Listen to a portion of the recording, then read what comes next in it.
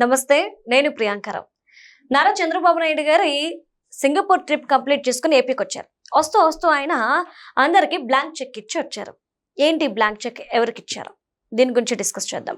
మనతో పాటు senior journalist CS రావు గారు ఉన్నారు. ఆయన అడుగుదాం. నమస్కారం సార్. నమస్తే. చంద్రబాబు నాయుడు గారు సింగపూర్ వెళ్ళి వస్తూ వస్తూ అందరికి బ్లాంక్ చెక్ ఇచ్చి వచ్చారు.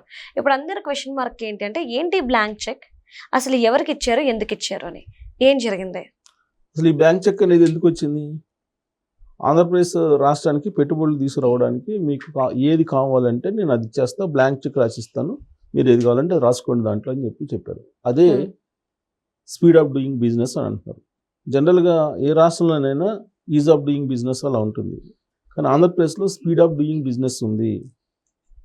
దానికి అర్థం ఏంటంటే, మీకు ఏది కావాలంటే అవి అనుమతులు క్షణాల్లో వచ్చేస్తే మీరు వచ్చి పెట్టుబడులు పెట్టండి, what ever you want I will produce, I will give అని చెప్పి ఆయన సింగపూర్లో ఒక అభయం ఇచ్చేసి వచ్చారు. అట్ ద సేమ్ టైం ఆయన ఏం చెప్పారంటే, మీరేం భయపడకండి, సుస్థిరమైనటువంటి ప్రభుత్వాలు ఉన్నాయి దేశంలో, రాష్ట్రంలో, మీరు వచ్చి పెట్టుబడి పెట్టండి అని చెప్పారు. ఎందుకు చెప్పారు అన్నమాట? ఎందుకు చెప్పారంటే, ఇండస్ట్రియలిస్టులు భయపడుతున్నారు ఆంధ్రప్రదేశ్కి రావడానికి అనేది కూటమి ప్రభుత్వం ఏర్పడినటువంటి తొలి రోజుల్లోనే మంత్రి లోకేష్ గారు, చంద్రబాబు నాయుడు గారు వీళ్ళందరూ చెప్పారు.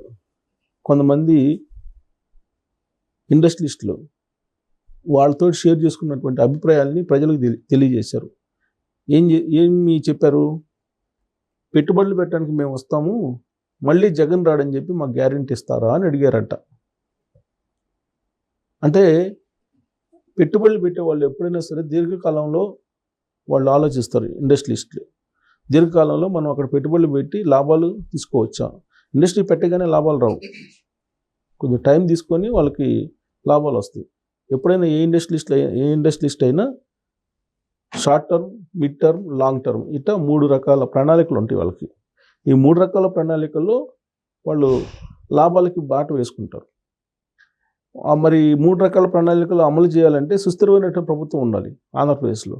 మళ్ళీ జగన్మోహన్ రెడ్డి గారు వస్తే మా పరిస్థితి ఏంటి అనేటువంటి అభిప్రాయాన్ని కొంతమంది వ్యక్తం చేశారని చెప్పి లోకేష్ గారు, చంద్రబాబు నాయుడు గారు వీళ్ళు చెప్పారు. ఎందుకు చెప్పారు?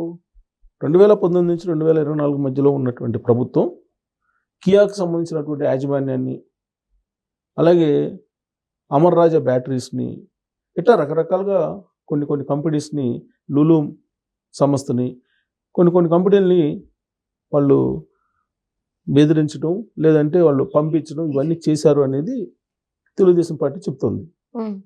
అందుకే ఇప్పుడు కొత్తగా ఎవరైనా పెట్టుబడులు పెట్టాలంటే కనుక ఆంధ్రప్రదేశ్కి పోతే పరిస్థితి ఏంటి అనేటువంటి ఒక సందేహం వెలుబుస్తున్నారు. అందుకే చంద్రబాబు నాయుడు గారు సింగపూర్ పర్యటనలో ఏం చెప్పారంటే,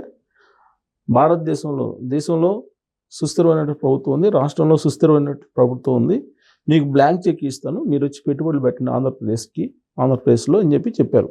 చెప్తూ సింగపూరు, ఆంధ్రప్రదేశ్ రెండు కూడా సంస్కృతి, సాంప్రదాయాలు, లేదంటే పెట్టుబడులు, వాణిజ్యం ఇవన్నీ కూడా ఈక్వల్గా ఉంటాయి.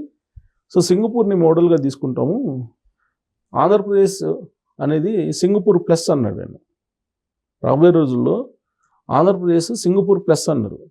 వికసిత్ భారత్ 2047లో భాగంగా స్వర్ణాంధ్రప్రదేశ్ 2047 అనేటువంటి విజన్ను తయారు చేశాము. ఈ విజన్ సింగపూర్ ప్లస్ అనేది చూపిస్తాం మేము 2047కి అని. అంటే సింగపూర్ ప్లస్ అంటే సింగపూర్ కంటే మిన్నగా చూపిస్తాము అని చెప్పి ఆయన చెప్పారు. ఎలా చూపిస్తారు అని అంటే, ఉండేటువంటి పాలసీలన్నీ ఎక్స్ప్లెయిన్ చేశారు అక్కడ ఇండస్ట్రియలిస్టులకి. అలాగే వనరులు ఏమేమి ఉన్నాయి అనేది ఎక్స్ప్లెయిన్ చేశారు. ప్రధానంగా రోడ్ కనెక్టివిటీ ఎలా ఉంది, రైల్ కనెక్టివిటీ ఎలా ఉంది, ఎయిర్ కనెక్టివిటీ ఎలా ఉంది, అలాగే సీ కనెక్టివిటీ ఎలా ఉంది, ఇవన్నీ కూడా ఎక్స్ప్లెయిన్ చేశారు. రాష్ట్రంలో ఎలక్ట్రానిక్స్, డ్రోను, డిఫెన్సు, ఏరోస్పేసు, స్పేస్ ఇవన్నీ ఉన్నాయి. మీరు పెట్టుబడి పెట్టడానికి అనువైనటువంటి రంగాలు, మీరు వచ్చి పెట్టుబడులు పెట్టండి అని చెప్తూ స్టార్టప్స్, ప్రధానంగా స్టార్టప్స్ ఎంకరేజ్ చేస్తున్నాం మేము. రతన్ టాటా ఇన్నోవేషన్ సెంటర్ ఉంది.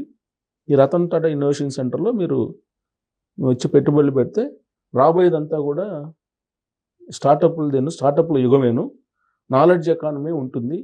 నాలెడ్జ్ ఎకానమీలో ఆంధ్రప్రదేశ్ ప్రపంచానికి దేశానికి కాదు ప్రపంచానికే ఒక రోల్ మోడల్గా రాబోయే రోజుల్లో ఉండబోతుంది. దానికి కారణం ఏంటంటే ఒక ఇంటికి ఒక్కొక్క ఇండస్ట్రియలిస్ట్ ఉంటాడు, ఇంటికి ఒక పారిశ్రామికవేత్త ఉంటాడు, ఇంటికి ఒక ఏఐ ఇంజనీర్ ఉంటాడు. కాబట్టి నాలెడ్జ్ ఎకానమీలో వరల్డ్కి మొత్తానికి పవర్ సెంటర్ లాగా ఉంటుంది ఆంధ్రప్రదేశ్ అనేటువంటి స్పీచ్ ఆయన ఇచ్చారు. అక్కడ ఉండేటువంటి ఇండస్ట్రియలిస్టులు అందరినీ రమ్మన్నారు, పెట్టుబడులు పెట్టమన్నారు.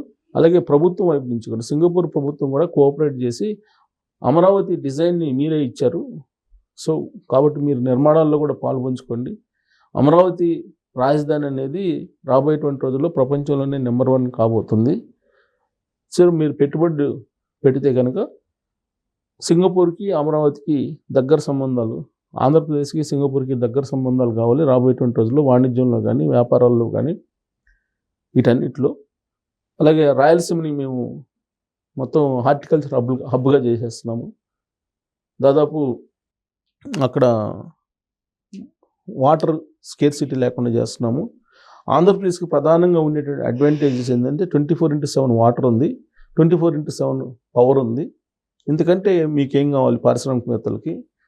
సో మేము ప్రభుత్వం వైపు నుంచి బ్లాంక్ చెక్ ఇస్తున్నాం, మీరు రండి, పెట్టుబడులు పెట్టండి, అభివృద్ధిలో పాల్పంచుకోండి అని చెప్పి ఆయన ఇచ్చినటువంటి స్పీచ్ అక్కడ వాళ్ళందరినీ ఆకట్టుకుంది. అట్లీస్ట్ మీరు వచ్చి వన్ మంత్ ఉండండి ఆంధ్రప్రదేశ్లో. సరే మీరు పెట్టుబడులు పెట్టారు పెట్టకపోయారు తర్వాత సంగతి, మీరు వచ్చి ఆంధ్రప్రదేశ్లో ఒక 1 మంత్ ఉండండి.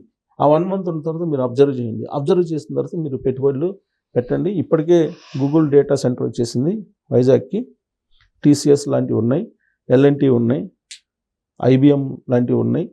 సో ఇలాంటి పెద్ద పెద్ద సంస్థలు ఉన్నాయి. అమరావతి అనేది ఎడ్యుకేషన్ సెంటర్ అవుతుంది. మీరు ఎడ్యుకేషన్ పరంగా కూడా మీరు కొలాబరేట్ కావచ్చు. ఓవరాల్గా ఏంటంటే ఒక సమగ్రమైన అభివృద్ధి జరుగుతుంది అక్కడ అనేటువంటి విషయాన్ని వాళ్ళకి ఎక్స్ప్లెయిన్ చేసి అల్టిమేట్గా మీరు రండి, స్వేచ్ఛగా పెట్టుబడులు పెట్టండి, వ్యాపారాలు చేయండి, ఉపాధి అవకాశాలు కల్పించండి, ఆంధ్రప్రదేశ్ని సింగపూర్ ప్లస్గా తయారు చేయాలని చెప్పి ప్రణాళికలు తయారు చేస్తాం, దాంట్లో మీరు భాగస్వాములు కాండి అని చెప్పి ఎక్స్ప్లెయిన్ చేస్తూ మళ్ళీ జగన్మోహన్ రెడ్డి గారు రారు, సుస్థిరమైన పరిపాలన మేము అందిస్తాం, అలాంటి ఛాయలే లేవు, మళ్ళీ జగన్మోహన్ రెడ్డి గారు వచ్చే అవకాశమే లేదు, అటు కేంద్రంలో ఇటు రాష్ట్రంలో ఎన్డీఏ ప్రభుత్వం ఉంటుంది, మీరు ధైర్యంగా వచ్చి వ్యాపారాలు చేసుకోవచ్చు అని చెప్పి పిలుపునిచ్చారు. Right, thank you so much sir. Thank you.